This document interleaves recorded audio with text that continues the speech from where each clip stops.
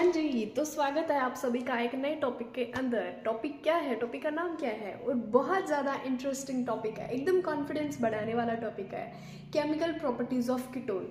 इस chemical properties of ketone से आपके बोर्ड एग्जाम में 100% क्वेश्चन पूछे जाते हैं। और इसमें जो अब हम कंसेप्ट पढ़ने वाले हैं ना, वो कंपटीशन एग्जाम में भी बहुत बार पूछ लिए जाते हैं। तो ये सिर्फ बोर्ड एग्जाम के लिए नहीं, बल्कि कंपटीशन एग्जाम के लेवल से अगर हम देखें तो भी बहुत बहुत ज़्यादा इंपॉर्टेंट है। एक एक्स्ट्रा लेवल वाला इसमें कंसेप्ट आएगा। सो अगर हम देखें केमिकल प्रॉपर्टीज ऑफ कीटोन, तो कीटोन की जनरल रिप्रेजेंटेशन RCOR, ठीक है जी।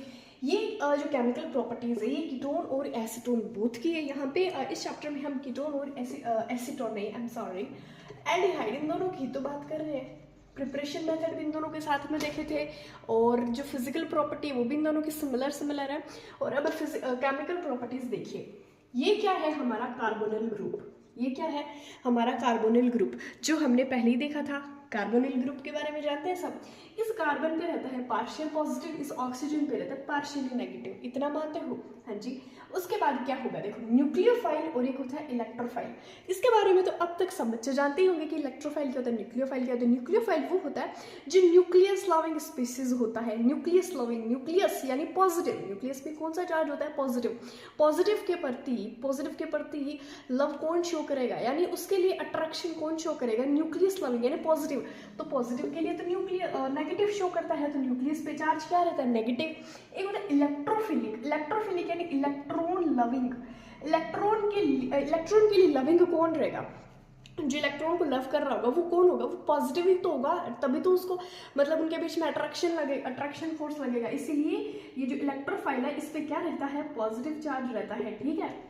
Nucleophile, electrophile. अब जो इस ये केमिकल प्रॉपर्टीज है कीटोन की, हम इसको एक साइड न्यूक्लियोफाइल करके देखते हैं, इलेक्ट्रोफाइल देखते हैं कि इन दोनों में से कौन सा सुटेबल होगा। तो देखिए, आ जाइए फिर। देखिए, ये क्या है, कार्बन है, ये कार्बन, और ये इस पे कोई ग्रुप लगा हो सकता है, जैसे मान लो H3C, ये बल्कि ग्रुप हो सकता है, मिथाइल बल्कि ग्रुप। ये है पॉजिटिव, ये पॉजिटिव, ठीक है। और इस पॉजिटिव पे अगर मैं न्यूक्लियोफाइल लगा दूं, तो क्या मैं लगा सकती हूँ? हाँ जी, लगा सकते हैं, बिल्कुल लगा दिए न्यूक्लियोफाइल, ठीक है। क्यों लगाया, क्योंकि न्यूक्लियोफाइल क्या है, नेगेटिव, और कार्बन क्या, पॉजिटिव, तो लगा दिया। अब अगर मैं इलेक्ट्रोफाइल की बात करूं, ठीक है, ये बल्कि ग्रुप है H3C। अब ये जो C पॉजिटिव है यानी कार्बन पॉजिटिव है, तो क्या इस पे इलेक्ट्रोफाइल जुड़ जाएगा? नहीं जुड़ेगा। तो ये O अपने इलेक्ट्रॉन लेके गया, ओ ने क्या किया, अपने इलेक्ट्रॉन लेके चला गया। ओ अपने इलेक्ट्रॉन लेके गया, तो इसको मैं कुछ इस तरीके से दिखाती हूँ, O नेगेटिव। अब इस O नेगेटिव पे आके इलेक्ट्रोफाइल क्या हो जाएगा, जुड़ जाएगा। इस O नेगेटिव पे आके इलेक्ट्रोफाइल जुड़ जाएगा। तो अब आप मुझे एक बात बताओ, आपको क्या लग रहा है, ये क्या कंप्लीट ऑक्टेट है? अगर हम इसका ऑक्टेट देखेंगे ना, तो ये स्टेबल नहीं है, नो स्टेबल। अगर आपको एग्जामिनर पूछे कि स्टेबल क्यों नहीं है, क्योंकि ऑक्टेट इनकम्प्लीट, ऑक्टेट क्या है, इनकम्प्लीट, इसीलिए ये स्टेबल नहीं है। और हम अब जो केमिकल प्रॉपर्टीज की बात करेंगे कीटोन की, तो वो किसके बेसिस पे करेंगे, न्यूक्लियोफाइल के बेसिस पे। तो कर ले जाए, करते हैं जी, क्लियर दिख रहा है? हाँ, अगर मैं इसके बेसिस पे बात करूँ, न्यूक्लियोफाइल के बेसिस पे बात करेंगे, यानी न्यूक्लियोफाइल आएगा, अटैक करेगा, जो कि हम बहुत पहले से पढ़ रहे हैं।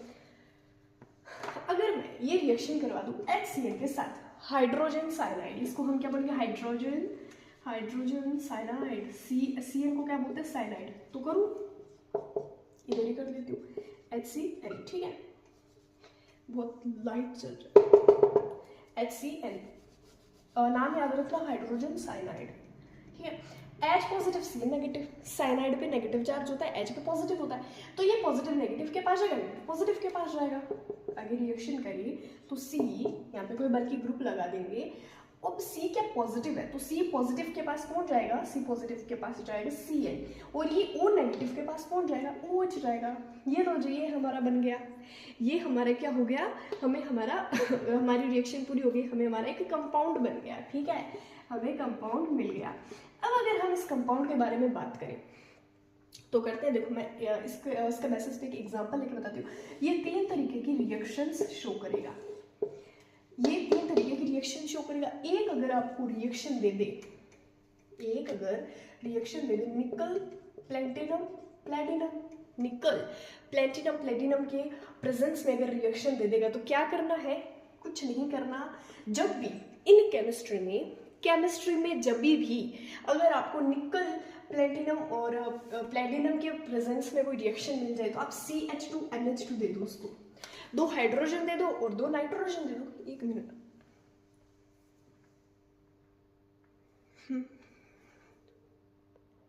ब्राइटनेस बढ़ा दो। तो इसको क्या दे दो, दो हाइड्रोजन दे दो, 2 नाइट्रोजन दे दो। तो अगर मैं इस रिएक्शन को पूरा लिखना चाहूँ तो मैं कैसे लिखूंगी, ये इधर बल्कि ग्रुप लगा दिए और ये इधर हमारा हो गया CN और इधर CH2NH2। और अगर ये था निकल प्लेटिनम, अगर मैं पार्शियली हाइड्रोलाइज करूँ, पार्शियली हाइड्रोलाइज और ये कंप्लीटली हाइड्रोलाइज करूंगी तो ये बल्कि ग्रुप हो गए CF और इधर हमें COOH कार्बोक्सिलिक एसिड मिल जाएगा। ठीक है, COOH कार्बोक्सिलिक एसिड मिल जाएगा।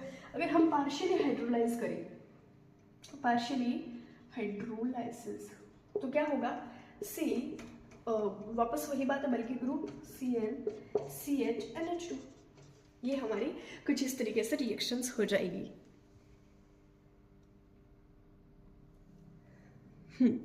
फिर से देखते हैं, जब हम कार्बोनिल ग्रुप की रिएक्शन करवाते हैं निकल प्लेटिनम और पैलेडिनियम, अगर मैं इसके साथ रिएक्शन करवा दूं तो मुझे क्या मिल जाएगा, CH2NH2, 2 हाइड्रोजन 2 ही नाइट्रोजन। अगर कंप्लीटली हाइड्रोलाइसिस किया जाए, अगर उसको कंप्लीटली हाइड्रोलाइसिस किया जाए तो मेरे को कार्बोक्सिलिक एसिड मिलेगा।